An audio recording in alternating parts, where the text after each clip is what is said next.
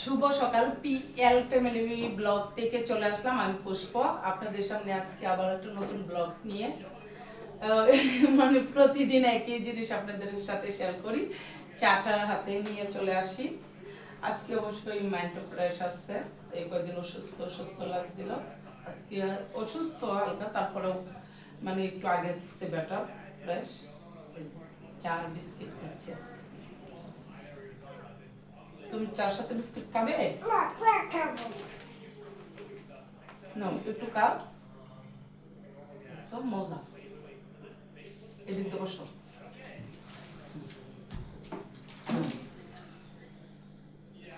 এই যে।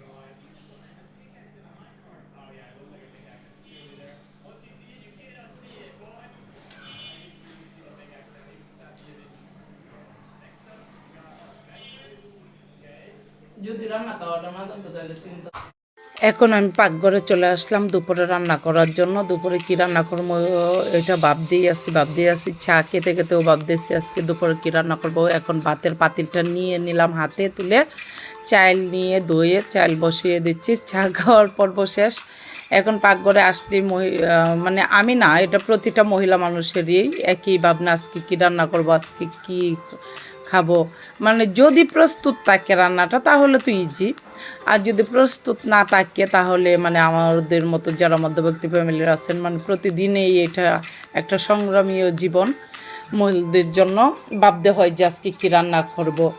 এইগুলো নিয়ে ভাবনা চিন্তা করে যে এই পাশে আমি বাচ্চার গোসলের জন্য পানি বসাই দিলাম বাচ্চাকে একটু টাইমলি গোসল করানো ট্রাই করি আর এই পাশে আমি চালটা ধুয়ে নিতেছি কিন্তু মনে মনে ভাবতেছি আমি এখন কী রান্না করব। এরকম ভাবতে হঠাৎ করে ভাবনার মাঝে আসলো যে আজকে আমি তাহলে আমি আর লামিয়া খাবো যেহেতু দুপুরবেলার জন্য শুটকি করতে পারি আর রাত্রের জন্য একটু আলু ভাজি ডাল আর সাথে ডিম ভাজবো রাত্রের বেলা এভাবে আজকে চালিয়ে দেব এখন চার পাতিলটা আমি ধুয়ে রাখবো চার পাতিল এখানে চার যা আছে আর কি টুকিটাকি এগুলো একটু পরিষ্কার করে এখানে আমি আলু ভাজিটা ধুয়ে নিতেছি আলু ভাজিটা ধুয়ে রেখে যাব বাচ্চাকে গোসল করাতে এই পাশে আবার একটু ডাল বসাই দেবো আলু ভাজিটা ধুয়ে রাখলে মানে কাজে আর কি একটু আগায় রাখতেছি আজকে আমি রান্না করব দুপুরে আমার জন্য আর লামিয়ার জন্য শুটকি বোনারা লাইস খায় না আজকে আমাদের জন্য শুটকি বোনা করতেছে আরেকদিন আমি রান্না করব ওর পছন্দ অনুযায়ী শুটকি ওই যে শুটকি দেওয়া ওটা খায় একদম ঝুরঝুরি যেটা আর কি হয় শুটকি ভর্তাই বলে মনে হয় এটাকে হ্যাঁ ওইটা মানে একটু ইউনিক টাইপের এটা আমি একটা ভিডিওতে দেখাইছি ইসলাম পরে তো ওই দিন তোর বাবা ভিডিওই আমার নষ্ট করে বলছে মানে স্পিড হয়েছে হ্যাঁ বেশি স্পিড বাড়ায় ফেলছিল কিচ্ছু বোঝা যায় না আবার ফার্স্টে চেপা শুটকি নিয়ে আসছিল চেপা শুটকি হ্যাঁ চেপার পিদল বলে না শুটকি বলা হয় শুটকি কম বলতে পারতেছি না সরি আর এই শুটকিটা নিয়ে আসছে এখানে আমি শুটকি কেটে নিলাম আর সাথে আছে পেঁয়াজ কুচি করে নিচ্ছি রসুন কুচি পেঁয়াজ কুচি করে আমি ফাইনালি দেখাবো আপনাদেরকে আজকে আমার রেসিপিটা একটু শেয়ার করব আপনারা চাইলে কিন্তু বাসায় এরকম করে রান্না করে ট্রাই করে খেতে পারেন শুটকিটা এইভাবে অনেক এমনি হয় এই যে আমি কাটাকাটি শেষ এখন এই জায়গাটা পরিষ্কার করে উঠে যাব কারণ খালা আসছিল সকালবেলা পরিষ্কার করে রেখে গেছে এই জন্য পরিষ্কার বাসাটা আমি আবার একটু এখানে যা পড়লো আমি এগুলো হাতে উঠাই নিচ্ছি পরিষ্কার করে নিচ্ছি পরিষ্কার করে আমি চলে যাব ফাইনালি পাকঘরে এই যে শুটকি এখানে শুটকি রসুন পেঁয়াজ কুচি সব কিছু কুচি কুচি করে নিচ্ছি রসুন কুচি পেঁয়াজ কুচি করে নিচ্ছি এগুলো আমি দেখাচ্ছি এখানে এখন আমি চলে যাচ্ছি পাকঘরে যাওয়ার পরে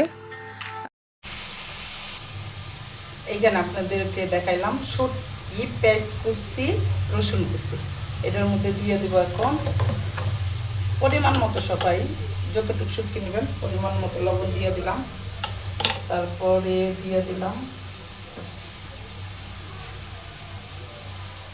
হলুদের গুঁড়া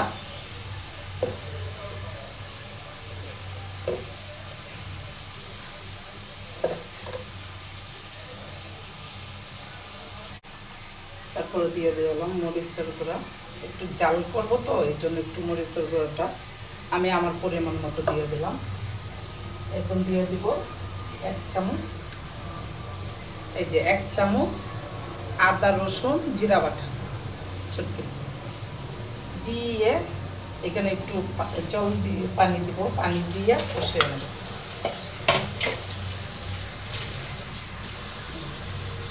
অল্প একটু পানি দিলাম যাতে মশলাটা না পড়ে যায়, এই জন্য অল্প একটু পানি ইউজ করলাম। এখন এই যে এই তেলটা দিয়ে দিলাম।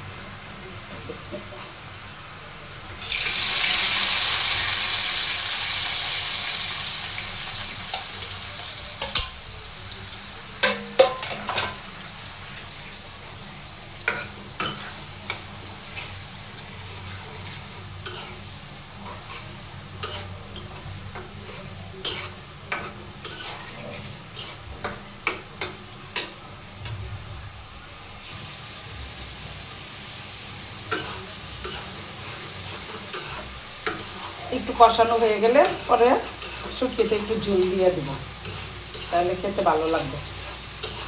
ঝোল দিয়ে তারপর ফাইনাল লুক আপনাদের সামনে আমি আসবো। ঝোল সিদ্ধ হওয়ার জন্য পানি দিয়ে দিলাম।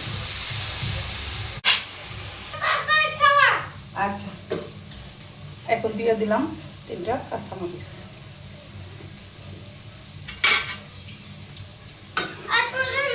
করো বাবা, তাহলে কি হয়।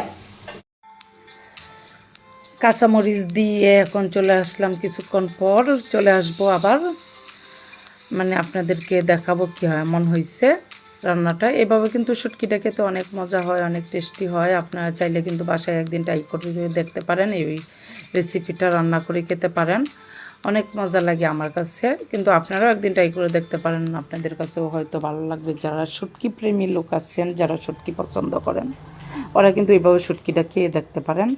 কে কে খেয়েছেন এইভাবে রান্না করে একটু কমেন্টের মাধ্যমে আমাকে জানাবেন। এখন দিয়ে দিলাম অল্প একটু ধনিয়া পাতা কুচি। ধনিয়া পাতাটা দিয়ে ভালো করে নেড়ে ছেড়ে তারপরে আপনাদেরকে দেখাবো ফাইনাল লুকটা কেমন হয়। শুটকিটা কিন্তু দেখতে যেরকম লোভনীয় হয়েছে, খেতেও অনেক টেস্টি হয়েছিল। এই যে ফাইনাল লুক দেখছেন, একদম তেল উপরে চলে আসছে, মানে খেতে অসাধারণ।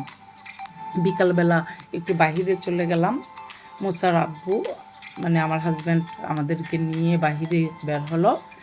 ও বলতেছে চলো আমরা বিকালবেলা একটা প্রয়োজনেই বের হয়েছি, এটা আজকে আর দেখানো হয় নাই, নেক্সট টাইম ভিডিওতে আপনাদেরকে দেখাবো। একটা নতুন জিনিস আমি আমার ঘরের জন্য নিচ্ছি, এটা শেয়ার করব আপনাদের সাথে।